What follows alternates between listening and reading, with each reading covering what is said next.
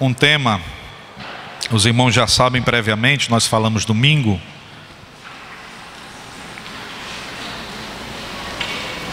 Nós vamos conversar sobre a inveja, tá?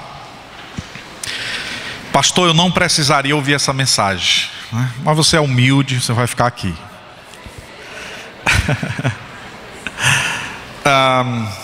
Muito bem. Primeiro livro dos Reis, capítulo de número 21, a partir do versículo 1. Primeiro livro dos Reis, capítulo de número 21, a partir do versículo 1.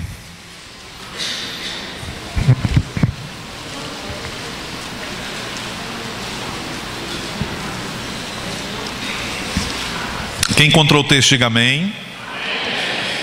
Eu vou ler até o versículo 7 e a posteriori nós estaremos explicando o texto.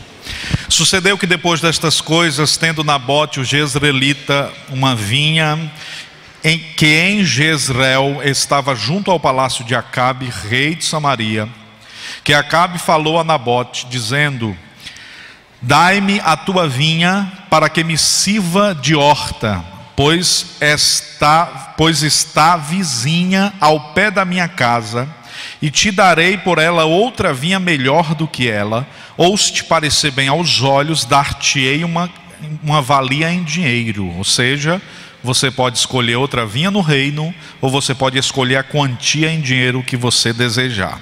Porém Nabote disse a Acabe: guarde-me o Senhor, de eu te dê a herança de meus pais. Então Acabe veio desgostoso e indignado à sua casa, por causa da palavra que Nabote o jezreelita lhe falara, dizendo: não te darei a herança de meus pais. E deitou-se na sua cama e voltou o rosto e não comeu pão. Porém, vindo a ele, Jezabel, sua mulher, lhe disse: que há? Que está tão desgostoso o teu espírito e não comes pão? E ele lhe disse: porque falei a Nabote o jezreelita, e ele disse: dai-me a tua vinha por dinheiro, ou te apraz que te darei outra vinha em seu lugar. Porém ele disse: não te darei a minha vinha. Então Jezabel, sua mulher, lhe disse: governas tu agora no teu reino de Israel? Levanta-te, come pão e alegra-te o teu coração, e eu darei a vinha de Nabote o jezreelita. Pai bendito, nós estamos diante da Escritura. Acabamos de fazer leitura de um casal que o Senhor conhece muito bem. Esse casal foi perverso, esse casal gerou muita dor, esse casal fez sangrar homens justos, esse casal foi um instrumento utilizado pelo inimigo das nossas almas. Mas a história desse casal está registrada no teu livro, para que nós possamos aprender, para que nós possamos crescer. Por isso eu te peço que nesta noite o Senhor inspire-nos a falar a tua palavra, e que a tua voz ecoe aos nossos corações e alma nesta noite. Em nome de Jesus, amém. Podeis sentar.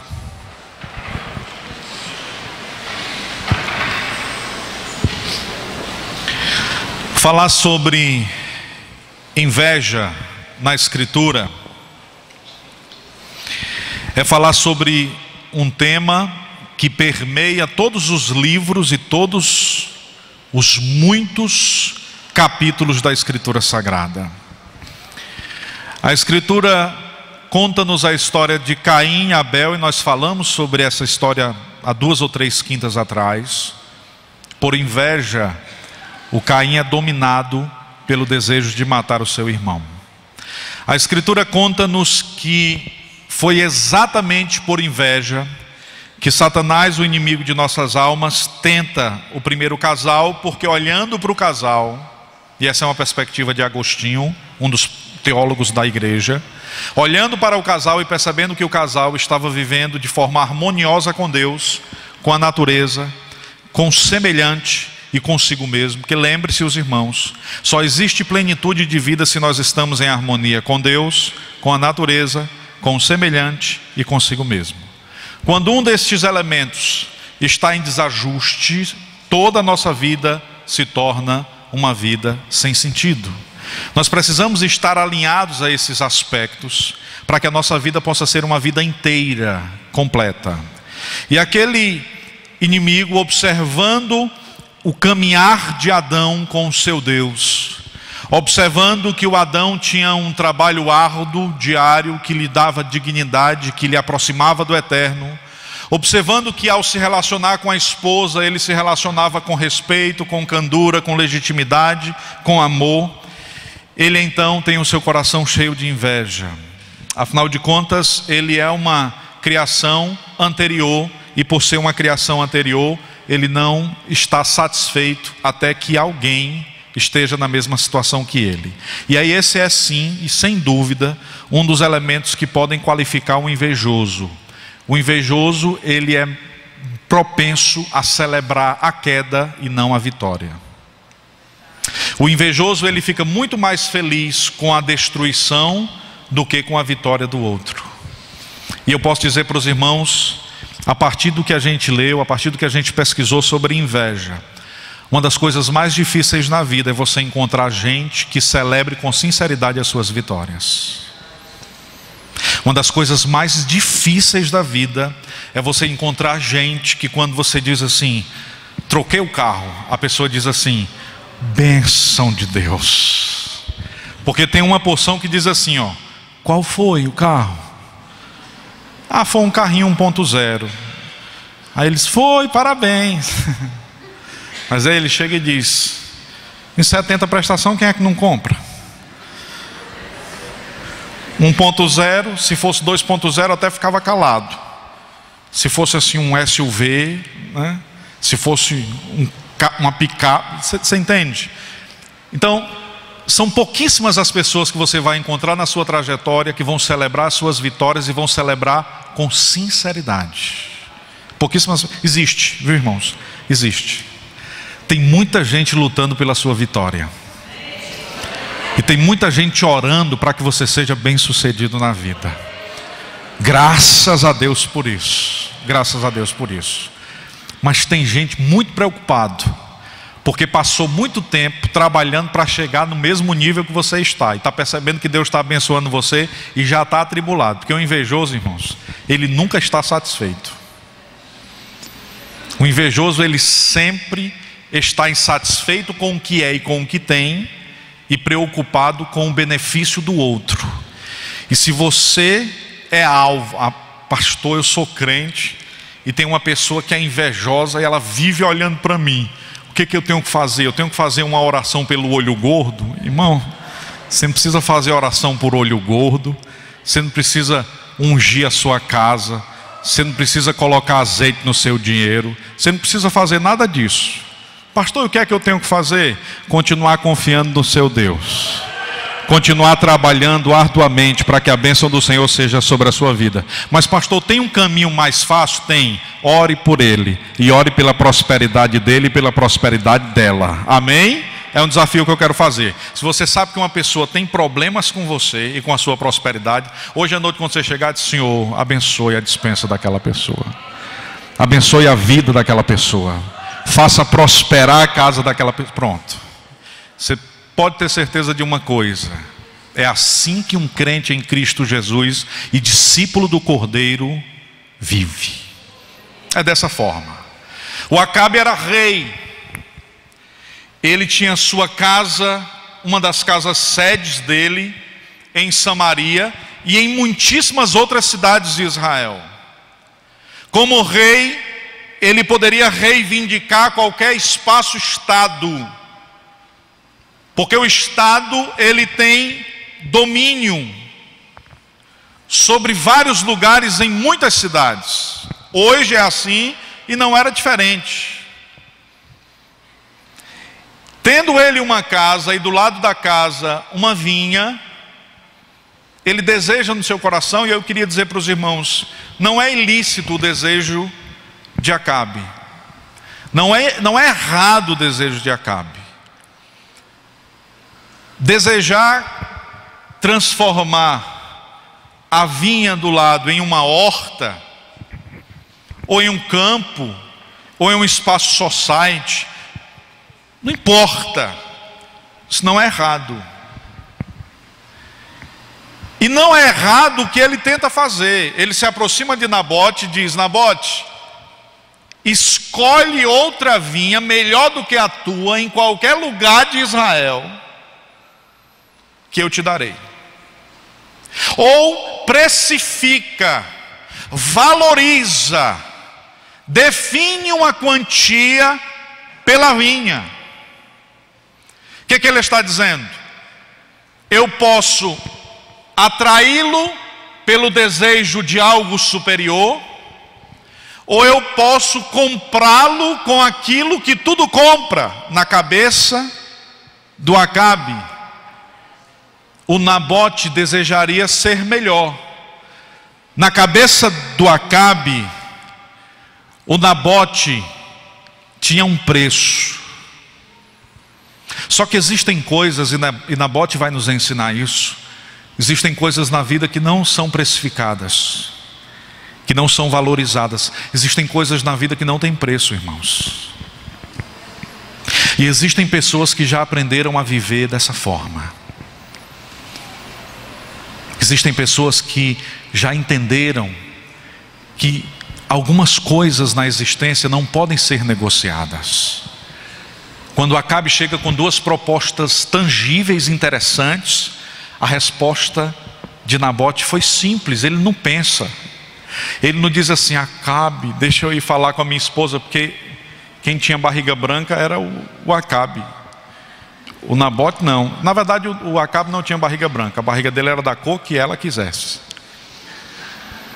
Se tem um homem que era mandado pela mulher na Bíblia, era o velho Acabe, né?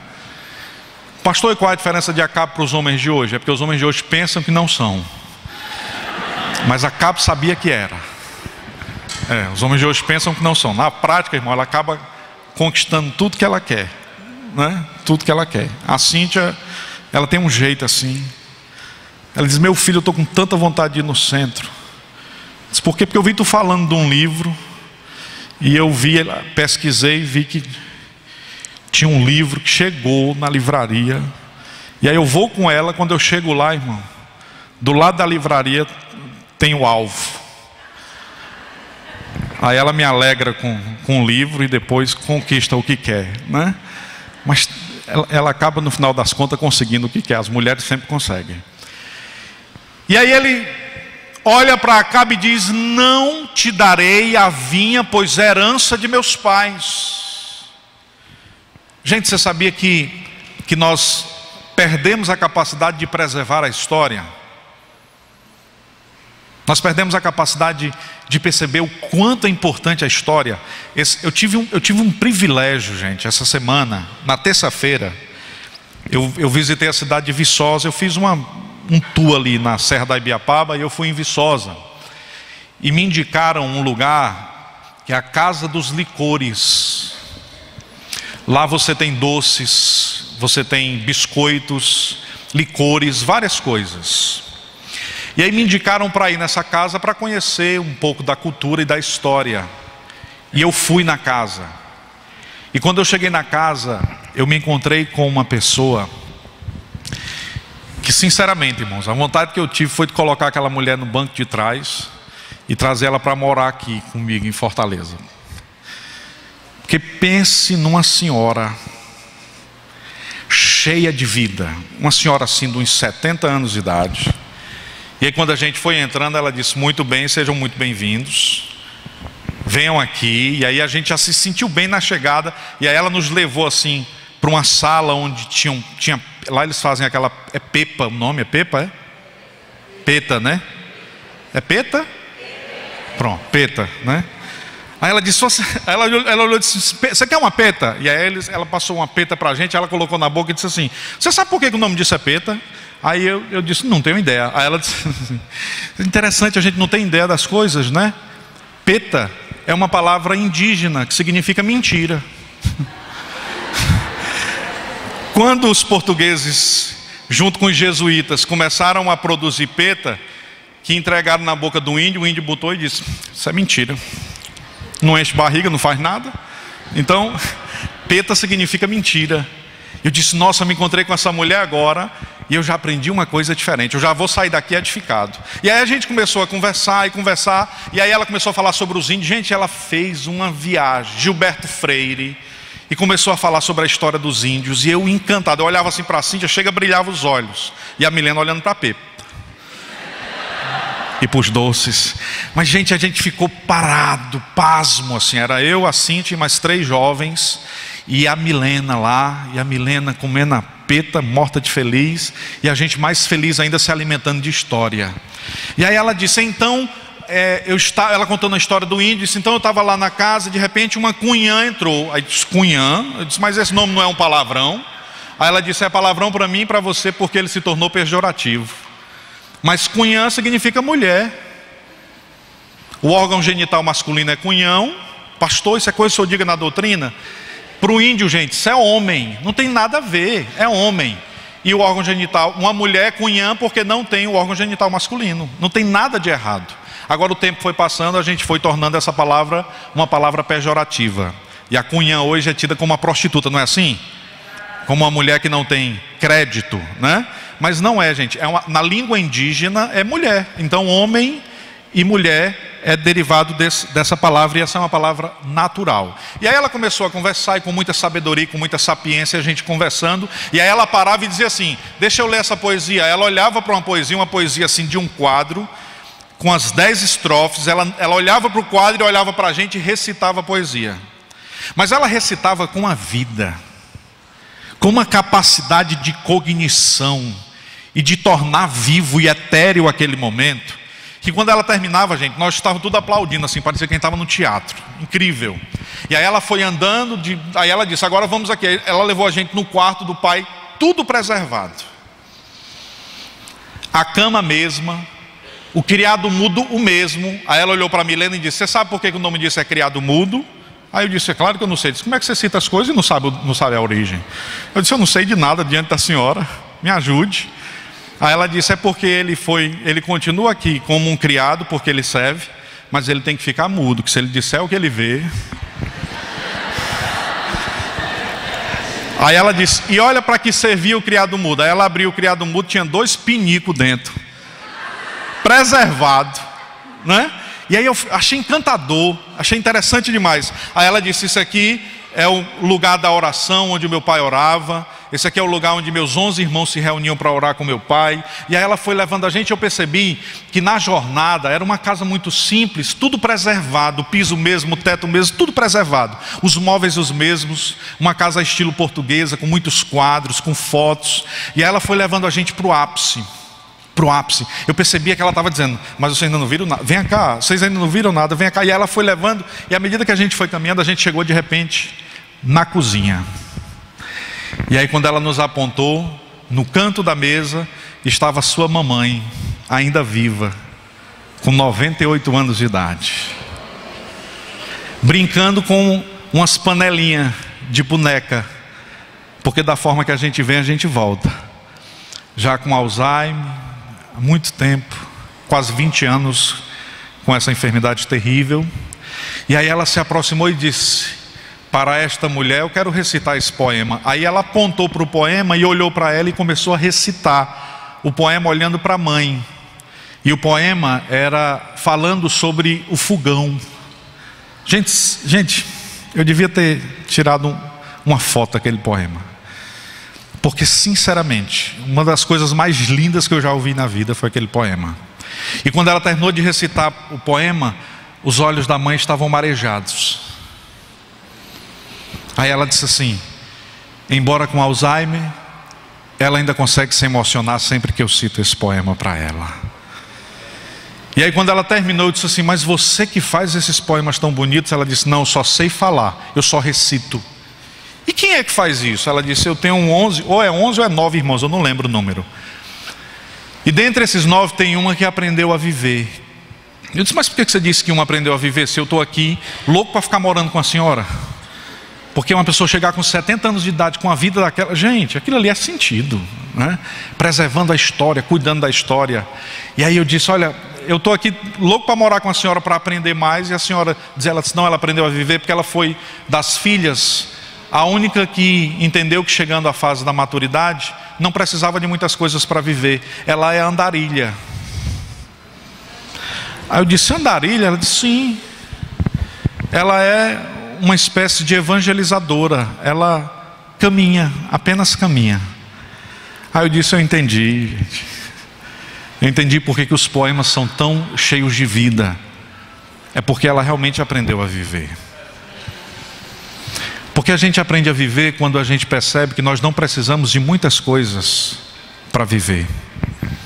O invejoso pensa que precisa não apenas das suas coisas, mas que precisa das coisas dos outros. O discípulo sabe que já tem muito além daquilo que merece. O discípulo celebra o pouco que tem e sabe que o pouco que tem por causa da bondade e da misericórdia de Deus.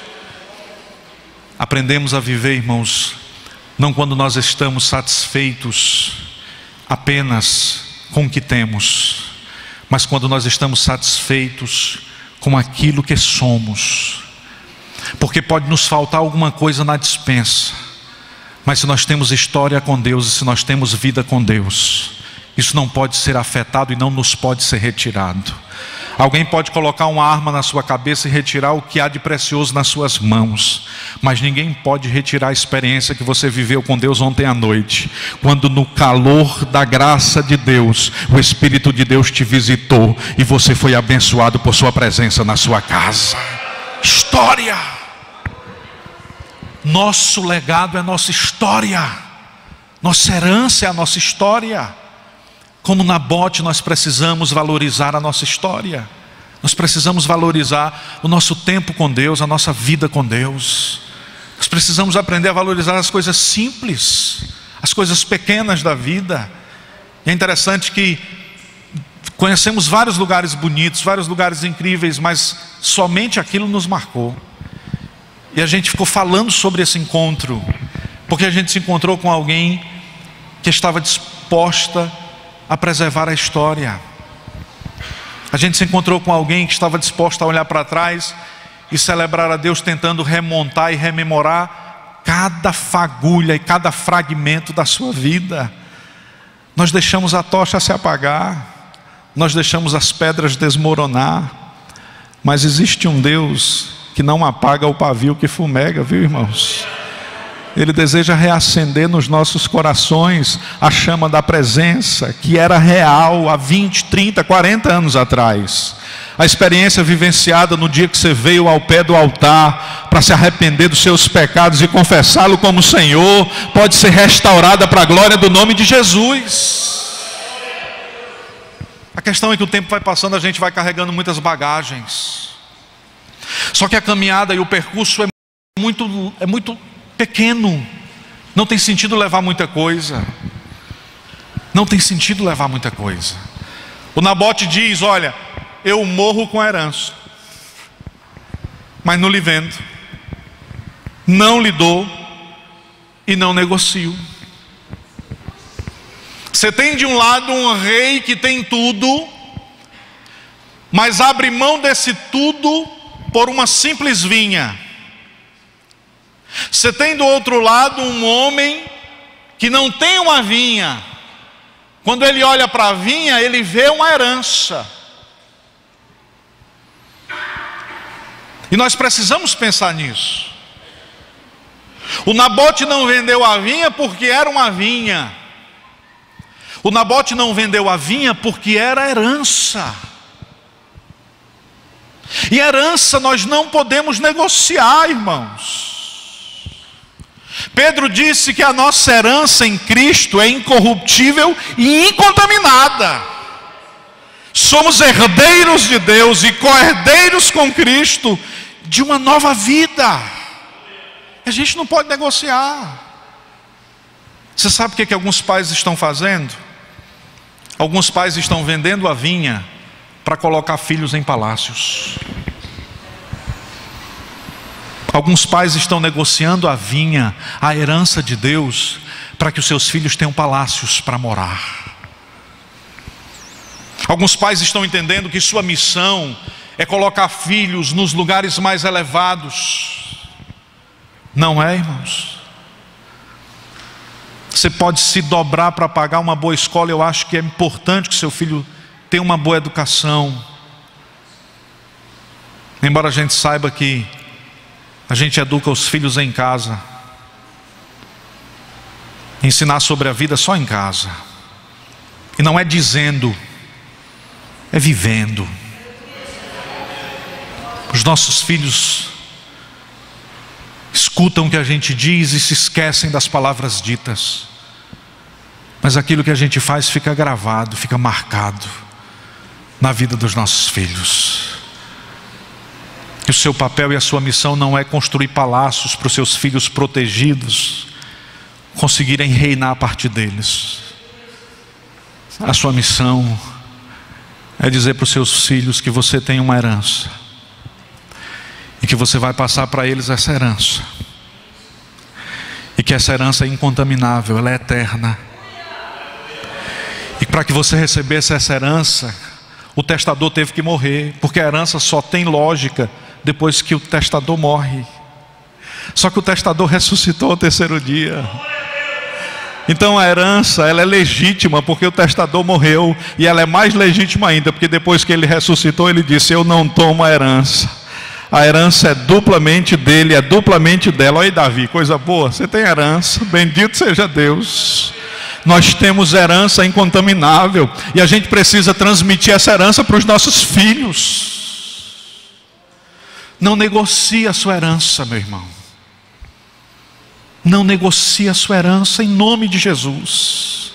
Eu pediria que os irmãos, por favor, abrissem comigo a Bíblia no Salmo de número 37, versículo 18. Por favor, irmãos. Salmo de número 37, versículo 18, a Escritura diz assim: o Senhor conhece os dias dos retos, a sua herança permanecerá para sempre.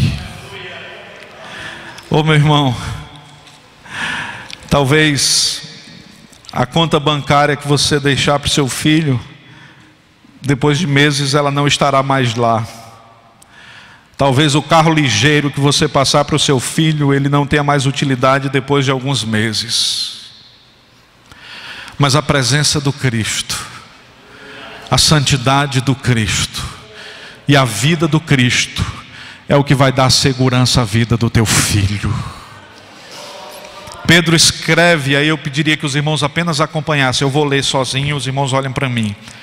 Na sua primeira carta, na primeira missiva de Pedro, no capítulo 1, versículo 3, ele diz: bendito seja o Deus e Pai de nosso Senhor Jesus Cristo, que segundo a sua grande misericórdia nos gerou de novo para uma viva esperança pela ressurreição de Jesus Cristo dentre os mortos. Mas para quê, Pedro? Ele fez isso para uma herança incorruptível, incontaminável e que não pode murchar, guardada nos céus para vós. Então se o seu filho olhar para você e disser assim: pai, o meu coleguinha tem iPhone, iPad, aí dá, aí entrega, aí não sei o que, tanto ai. E se ele disser: por que o senhor não compra um para mim? Você diz assim: filho, a minha herança está guardada nos céus, e é essa herança que eu quero transmitir para você. Bendito seja o nome de Jesus. Bendito seja o nome do Cordeiro de Deus. Porque o Nabote compreende isso. Porque o Nabote diz: olha, Acabe, nem tudo tem preço, nem tudo é negociável, posição não compra tudo, dinheiro não compra tudo. Existe uma herança, e eu estou disposto a preservar esta herança, a guardá-la incontaminada diante de Deus. Que grande lição nos deixa Nabote. E nós precisamos pensar nisso, irmãos, porque às vezes nós estamos vivendo uma crise de contentamento.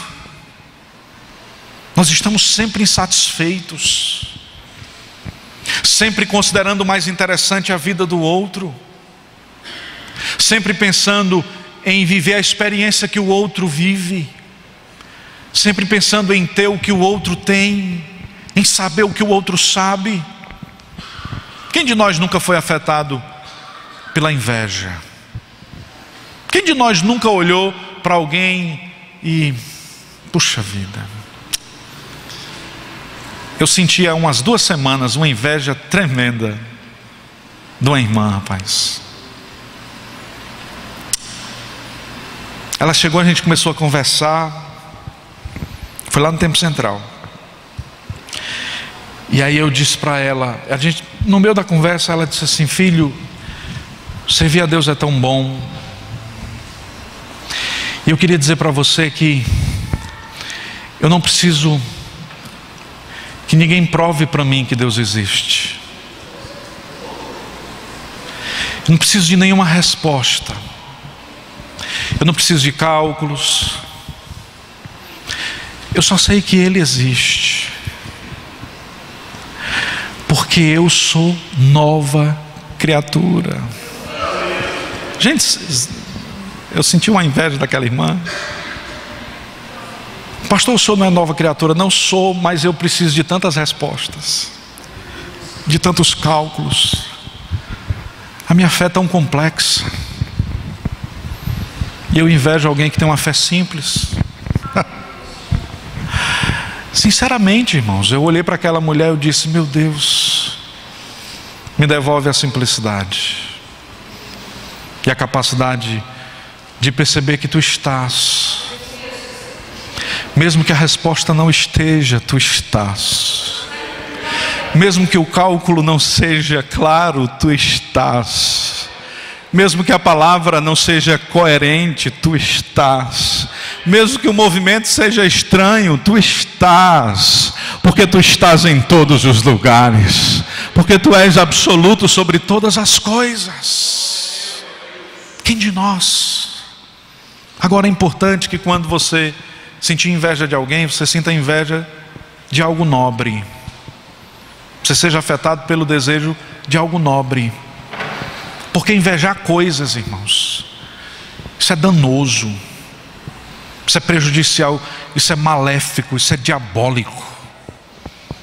Deixar de usufruir das suas coisas porque você não tem o que o outro tem, isso é infernal. Uma pessoa dessa nunca pode encontrar o caminho do contentamento enquanto não se converter de verdade. Desejar o que é nobre é abençoador. E todos nós somos afetados por esse sentimento.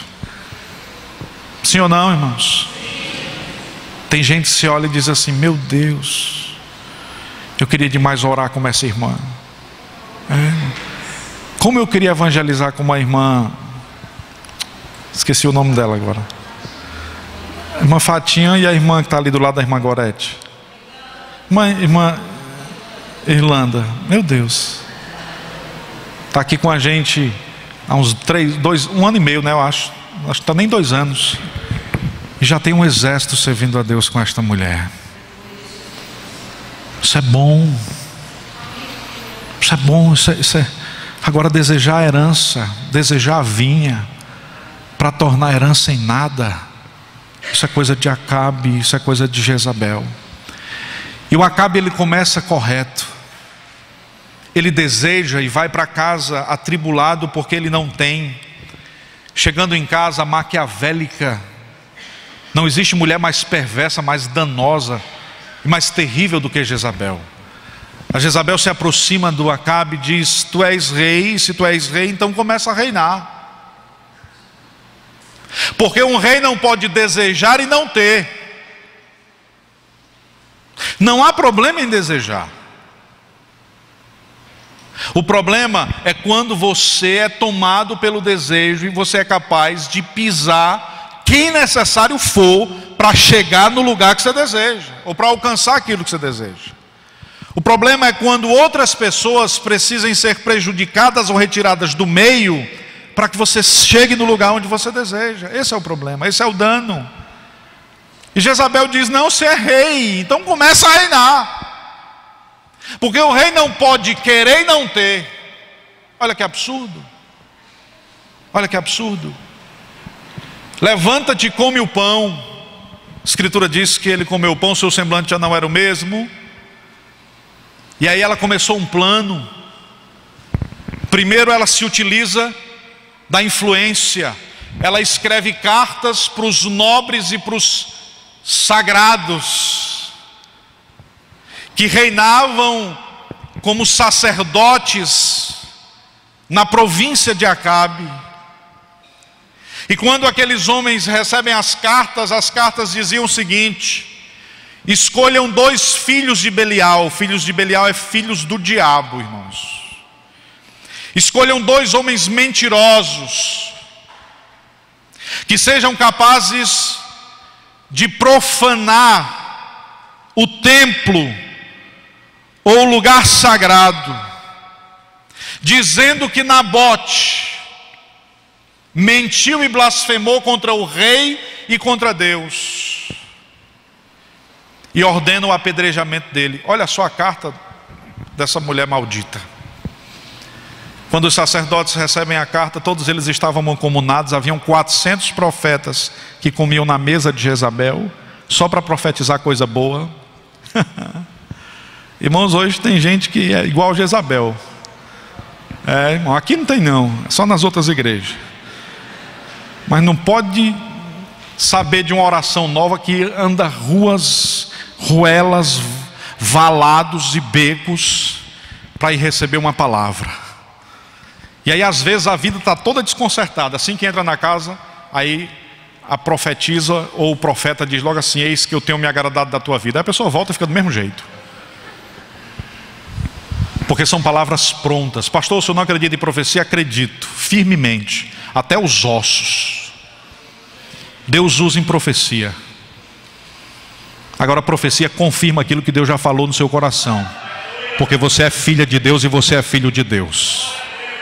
Profecia não é para dirigir você não. Profecia é para te dar paz na decisão que você tem que tomar. Pastor, e se eu receber uma profecia, eu posso e eu devo, tenho uma obrigação de seguir? Não, porque Ágapo disse assim: o homem que eu estou segurando o cinto aqui, não vá para Jerusalém não, que se você for, você vai ser preso. Aí Paulo disse assim: me dê o cinto de volta, deixa eu ir logo. Mas irmão, tinha uma profecia? Tinha. Paulo disse: eu não estou pronto, não é só para ser preso não, Jesus. Estava falando era com Deus, irmão. Eu estou pronto é para ser morto, se preciso for. Amém, irmãos? Crente que guia a sua vida por profecia é crente que ainda não atingiu o aspecto da maturidade. Quando você vê um crente, irmão, eu tenho que visitar ali aquela irmã, porque, irmão, quando ela começa a chiar, é um negócio assim fora do comum. Meu irmão, olha o que é a nossa profecia. Aqui tem 1189 capítulos e 31.102 versículos, viu, irmão? Se você acha que é insuficiente, é porque você não está lendo ainda. Mas a nossa profecia é a Escritura Sagrada. Agora lembre, Deus usa em profecia.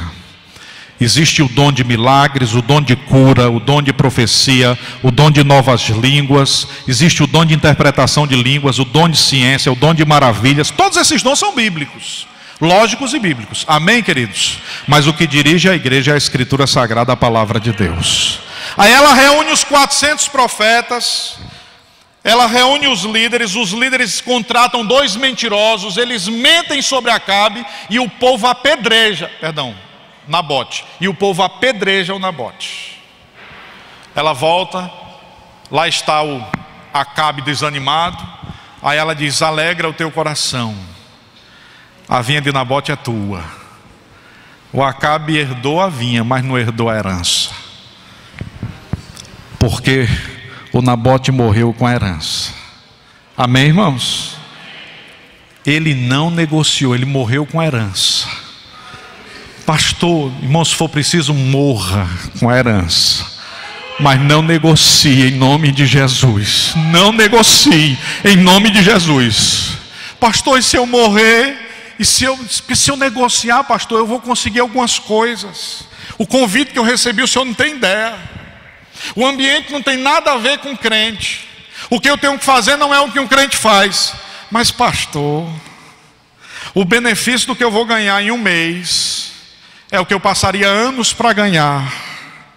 É convite de Acabe, é peçonha de Jezabel. Abandona esse negócio em nome de Jesus e mantenha a tua herança intacta, porque existe um Deus que cuida da tua vida aqui e no porvir. e a sua herança está guardada nele. Crente não precisa de jeitinho brasileiro. Crente não precisa pegar atalhos. Crente confia no seu Deus. E crente sabe que o seu Deus vai suprir todas as suas necessidades em Cristo Jesus, o Senhor. Amém, irmãos? Amém? Morre o Nabote. Acabe começa a se alegrar e já quer contratar agricultor para derribar as vides. Aí o Deus que lê cartas chama o Elias e diz assim: ó Elias, faz uma visita ali ao Acabe. Aí Elias foi lá no Acabe e disse: ô Acabe, eu tenho uma notícia para te dar. E é uma notícia que você não pode esquecer. O Senhor Deus vai tomar das tuas mãos o que tu tens. E todos aqueles que nascerem de ti não prosperarão. E se alguém da tua casa morrer na cidade, os cães comerão a carne de quem morrer. E se morrer no campo, as aves comerão a carne de quem morrer, porque vocês não serão dignos nem de um enterro justo. Palavra abençoada, não é não, irmão, um negócio desse? Já pensou? Está faltando Elias, viu? Irmão, você não vê esses Elias não, nessas casas assim de oração. Você não vê esse tipo de mensagem não, viu? É só esse que eu estou vendo, uma chave, né? O negócio é sério, irmãos. Acabe se prostra diante de Deus. Deus que é bom em misericórdia tem a sua ira aplacada e não mata o Acabe. A Bíblia diz que 3 anos depois, novamente o seu coração está cheio de peçonha. Josafá, rei de Judá, se aproxima de Acabe e diz: olha, nós temos que agora até o rei da Síria e guerrear contra o rei da Síria, porque nós precisamos tomar uma importante cidade do rei da Síria, e nós vamos nos unir. Aí o Josafá se aproxima do Acabe e diz: a gente tem que se unir para que os nossos exércitos unidos possam vencer o rei da Síria. E aí ele diz: tem algum profeta aqui que a gente possa escutar? Tem sim, o que não falta é profeta. Entra aí, turma. Aí entra os 400. Aí entra Zedequias logo. Aí Zedequias diz logo assim: eis que o Senhor fará vocês vitoriosos. Com punho de ferro vocês reinarão e tomarão e tornarão em nada o rei da Síria. Aí tinha 400 palavras de bênção, irmão. Só que Josafá era crente. E quem é crente sabe quando a palavra é do Senhor e sabe quando a palavra é da senhora. Glória a Jesus. Amém, irmãos? Irmão, quando Deus fala, você não tem dúvida. Quando Deus fala, os ossos tremem. É assim ou não é, irmãos? Conhece. Aí o Josafá, sabendo que nenhum daqueles 400 profetas que comia na mesa do rei estava falando o que era legítimo e proveniente do Eterno, se aproximou do Acabe e disse: ô Acabe, me diga uma coisa, não tem nenhum profeta que a gente possa escutar? Aí o Acabe olhou para ele e disse: 400. Ele disse: não, mas eu quero é um profeta. Aí ele disse: tem um Micaías ali, mas é atribulado, só fala de mim coisa ruim. Eu não gosto de ouvir ele, porque ele só fala coisa ruim. Ele disse: manda chamar esse aí que eu quero. Josafá mandou pegar o Micaías. Aí o Micaías veio. Quando Micaías chegou diante do rei, aí o rei perguntou: ô Micaías, deixa eu te fazer uma pergunta. Eu posso subir para essa batalha? Deus me fará vitorioso? Aí Micaías: com certeza, rei. Falou com voz irônica: vai, você vai ver que você vai ser vitorioso. Ele disse: eu não disse, Josafá, que toda vida que ele se aproxima de mim é para falar assim? Aí Micaías disse: o Senhor me deu uma visão, e eu fui levado à sala do trono do Senhor. E Deus então estava ordenando sobre a tua casa, ó Acabe. E um espírito imundo se apresentou.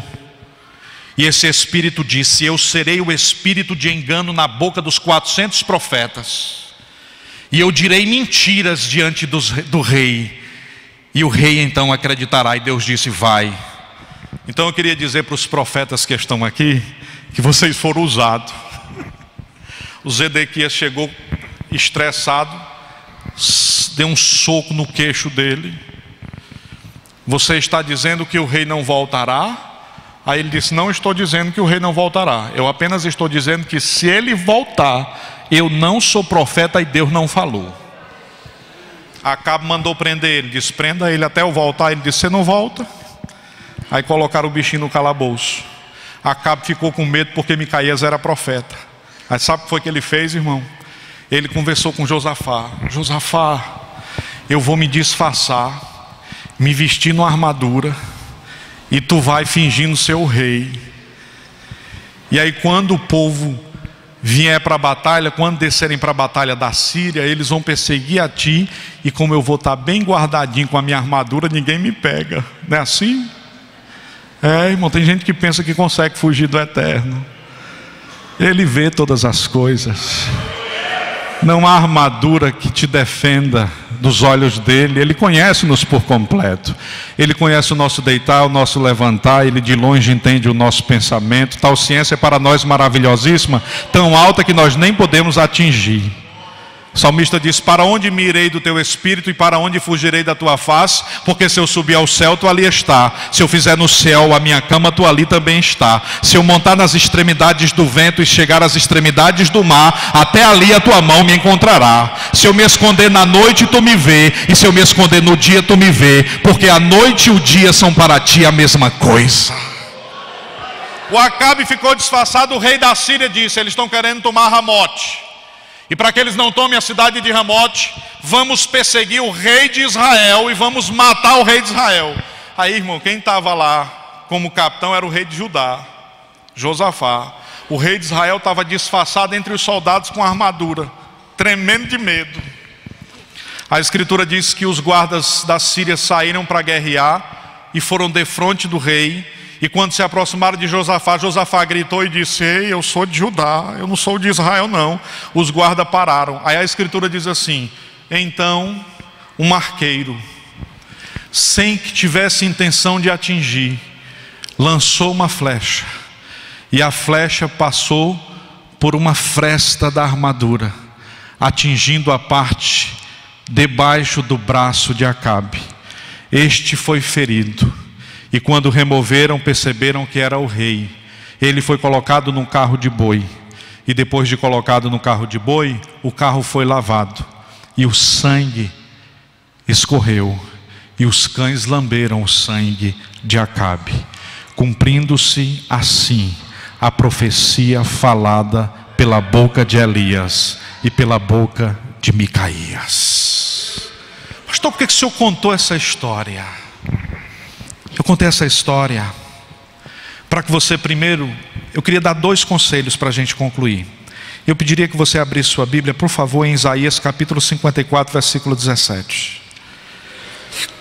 Nós já vamos terminar o sermão, faltam 3 minutos, os irmãos sabem que a gente termina no horário.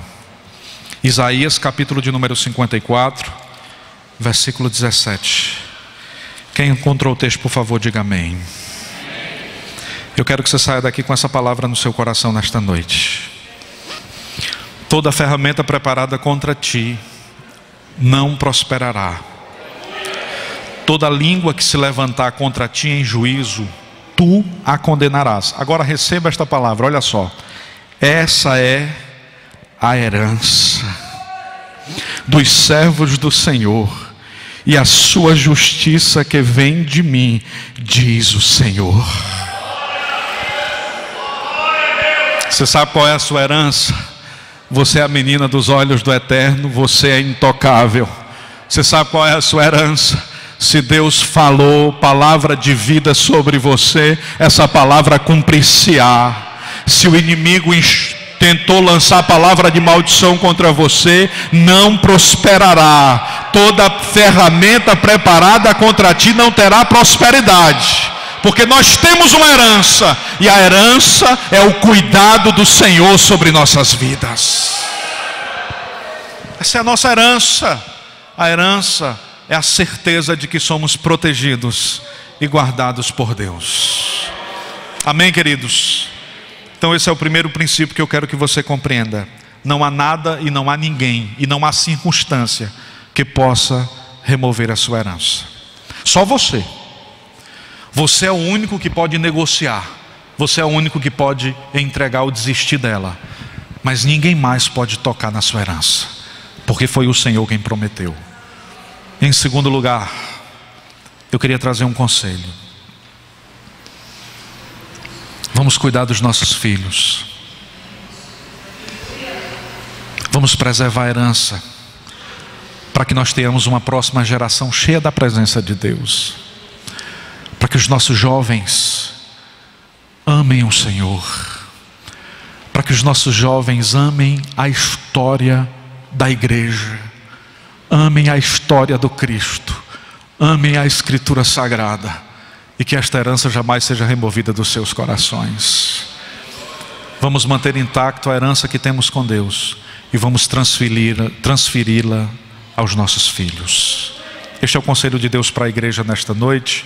E eu quero agradecer a comunidade por estar presente e dizer-lhes da nossa alegria em poder partilhar essa palavra com vocês. Bem-aventurados são os mansos, Mateus 5:5, porque eles herdarão a terra. Amém, queridos? Então que sejamos mansos e que sejamos capazes de herdar a terra que Deus nos deu. E a terra que Deus nos deu é o lugar onde Ele reina. Herdar a terra não é conquistar o mundo. Herdar a terra é permitir que o Senhor reine onde você colocar a planta do seu pé. Amém, queridos? Vamos ficar de pé em nome de Jesus. Vamos orar. Vamos interceder. Queridos, eu queria convidar para fazer essa oração irmão Jorge. Cá, Jorge. O Jorge, irmãos, está conosco há pouco tempo. Ele teve um dia que ele preparou uma comida lá muito boa. E aí ele trouxe a comida para o culto. Aí eu não vim para o culto. Aí só para poder pagar por isso, eu estou colocando ele nesse estreito para ele orar, viu? Para ele fazer a comida no dia que eu vier. Jorge é uma bênção. O Jorge vai estar orando pelos aniversariantes. E eu queria interceder nessa noite por sua vida. Eu queria rogar a Deus que você tenha paz. Paz, apenas isso. Nós não vamos pedir que Deus faça prosperar a sua despensa, porque existem pessoas que não podem prosperar. Existem pessoas que não podem prosperar agora. Existem pessoas que, se prosperarem agora, abandonarão o barco. Por isso que Deus vai manter você vivenciando essa experiência até que você possa, até que tenha maturidade suficiente para isso. Mas nós vamos orar para que o Senhor te dê paz e para que você saia daqui consciente que nada pode tocar você, porque existe um Deus que protege a sua vida e que guarda a sua história. Amém, queridos? Ore por nós, Jorge. Oremos. Deus Pai, obrigado por tudo, Senhor. Obrigado pela vida. Obrigado pela palavra que entra como alimento, Senhor.